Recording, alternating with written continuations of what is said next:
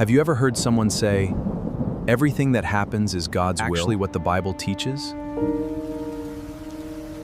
If everything that happens is God's perfect will, then how do we understand the things God Himself says He does not desire?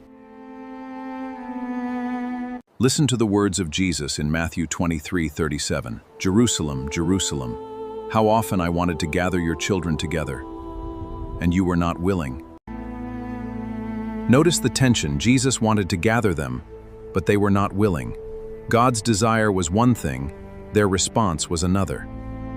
1 Timothy 2:4 is that God desires all people to be saved and to come to the knowledge of the truth. God genuinely desires salvation. Yet Scripture also shows people rejecting truth, resisting God, and choosing their own ways. This does not mean God has lost control. It means we must distinguish between what God desires, what God permits, and what God ultimately accomplishes. The Bible does not teach us to call every tragedy, every sin, every injustice, or every human decision God's perfect will.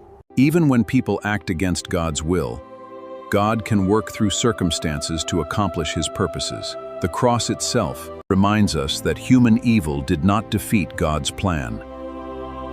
God can bring redemption out of what He never morally. So when something happens, don't automatically say, God wanted this. Ask instead, does Scripture say God desires this? Does He permit it?